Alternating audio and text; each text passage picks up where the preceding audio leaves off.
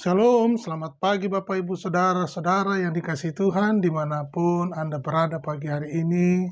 Bersyukurlah bahwa kita diberi kesempatan hidup oleh Allah untuk boleh bangun pagi beraktivitas. Bapak Ibu Saudara yang dikasihi Tuhan, mari sebelum kita membaca dan merenungkan firman Tuhan, mari kita berdoa. Terima kasih Bapak Surgawi, terima kasih atas hari yang baru, pimpinan sertamu bagi kami untuk senantiasa memuji memuliakan namamu, mengagungkan engkau, sampaikan kabar baik untuk segala bangsa, dan kami percaya namamu dimuliakan, ditinggikan, diagungkan. Banyak bangsa, banyak jiwa, banyak kaum dan bahasa percaya kepadamu sebagai Tuhan dan Juru Selamat. Terima kasih Tuhan, kami mau membaca, pimpin kami Roh Kudus untuk mengerti maksud dan rencanamu bagi hidup kami. Kami dibaharui dari sehari ke sehari melalui pembacaan firman, dan kami boleh diberkati, nama Tuhan dipermuliakan. Kami mohonkan dalam nama Tuhan Yesus Kristus. Haleluya. Amin. Nah, Bapak Ibu yang dikasih Tuhan, kita masuk di dalam Wahyu pasal 10. Demikian firman Tuhan. Dan aku melihat seorang malaikat lain yang kuat turun dari sorga, berselubungkan awan dan pelangi, ada di atas kepalanya dan mukanya sama seperti matahari, dan kakinya bagaikan tiang api. Dalam tangannya ia memegang sebuah gulungan kitab kecil yang terbuka. Ia menginjakkan kaki kanannya di atas laut dan kaki kirinya di atas bumi. Dan ia berseru dengan suara nyaring sama seperti singa yang mengaum. Dan sesudah ia berseru, ketujuh guru itu mendengarkan suaranya. Dan sesudah ketujuh guru itu selesai berbicara, aku mau menuliskannya, tetapi aku mendengar suatu suara di surga berkata, meteraikanlah apa yang dikatakan oleh ketujuh guru itu, dan janganlah engkau menuliskannya.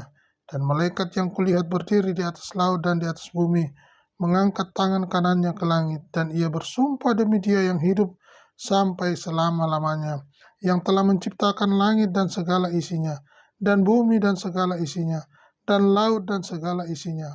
Katanya, tidak akan ada penundaan lagi, tetapi pada waktu bunyi sangkakala dari malaikat yang ketujuh, yaitu apabila ia meniup sangkakalanya, maka akan genaplah keputusan rahasia Allah, seperti yang telah ia beritakan kepada hamba-hambanya, yaitu para nabi.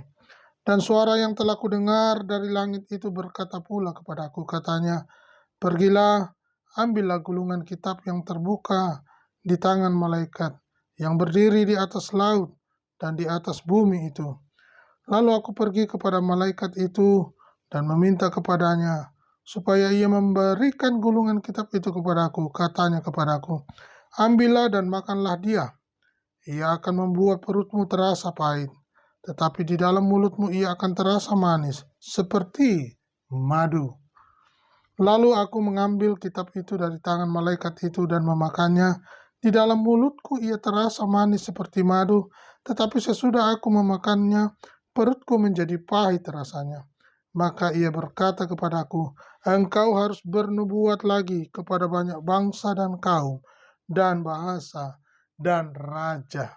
Puji Tuhan Bapak Ibu yang dikasihi Tuhan, kita sudah membaca tentang Wahyu pasal 10, ayatnya 1 sampai dengan 11. Bapak Ibu yang dikasihi Tuhan, bicara tentang perikop kitab yang terbuka, di mana Rasul Yohanes diperlihatkan melihat seorang malaikat yang kuat turun dari surga, berselubungkan awan dan pelangi, ada di atas kepalanya dan mukanya sama seperti matahari, dan kakinya bagaikan tiang api. Dalam tangannya ia memegang sebuah gulungan kitab kecil yang terbuka. Ia menginjakkan kaki kanannya di atas laut dan kaki kirinya di atas bumi. Dan ia berseru dengan suara nyaring, sama seperti singa yang mengaum. Dan sesudah ia berseru, ketujuh guru itu memperdengarkan suaranya.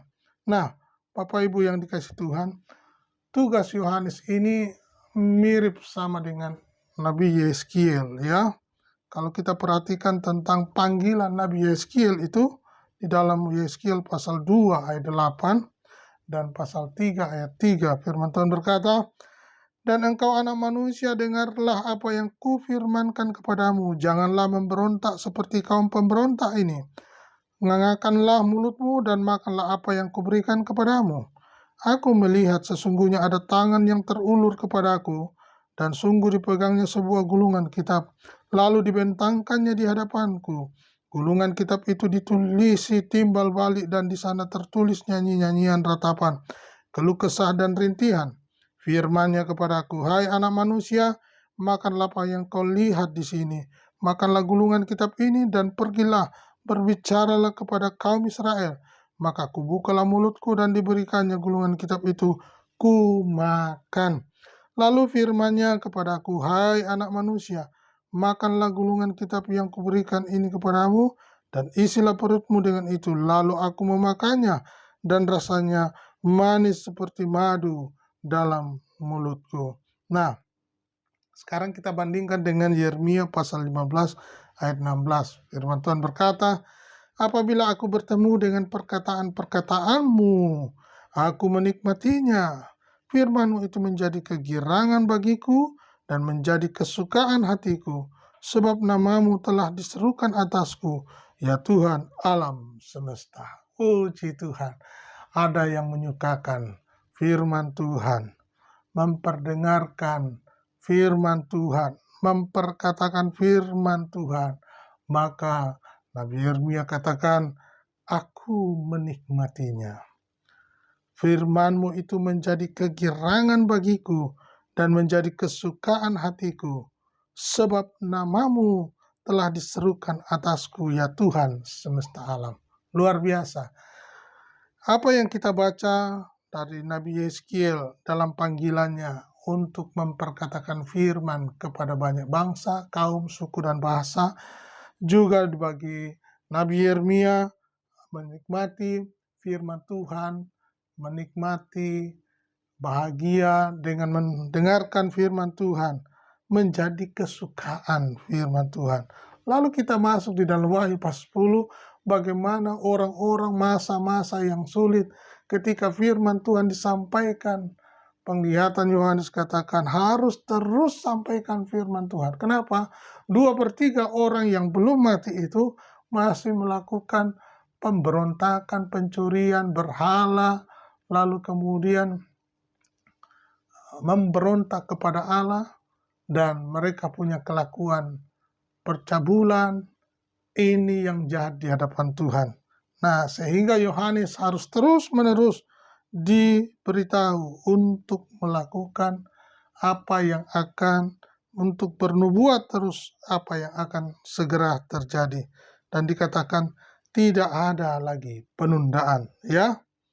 Ayat 11 berkata, ini yang harus dilakukan Yohanes setelah menyaksikan semua peristiwa di mana sangkakala ketujuh ditiupnya. Nah, pagi hari ini mengingatkan kita Bapak Ibu yang dikasihi Tuhan, supaya kita lebih sungguh-sungguh untuk setia kepada Tuhan. Apa yang kita baca, apa yang kita renungkan, kalau kita membaca dan membandingkan 3 tokoh tadi, Yeskiel, lalu kemudian Yeremia, lalu kemudian Rasul Yohanes, ketika meresponi firman Tuhan, apa yang Tuhan sampaikan kepada setiap mereka, mereka harus menyampaikan kabar baik. Intinya, sampaikan terus kabar baik, beritakan Injil, nama Tuhan dipermuliakan. Mumpung masih ada kesempatan, sampaikan kabar baik. Ya, sampaikan kabar baik. Kabar baik itu Injil. Sampaikan kabar baik kepada segala bangsa melalui media sosial ini, supaya banyak orang mendengar akan firman Tuhan dan nama Tuhan dipermuliakan, nama Tuhan diagungkan. Sampaikan kabar baik. Waktunya segera datang. Waktunya segera datang. Ya, jadi mari kita muliakan Dia, agungkan Dia. Mari kita berlumba-lumba sampaikan kabar baik untuk kemuliaan bagi nama Tuhan. Biarlah pagi hari ini untuk kita terus sampaikan kabar baik, dan banyak orang dibawa kepada Kristus. Nama Tuhan dimuliakan. Haleluya. Amin.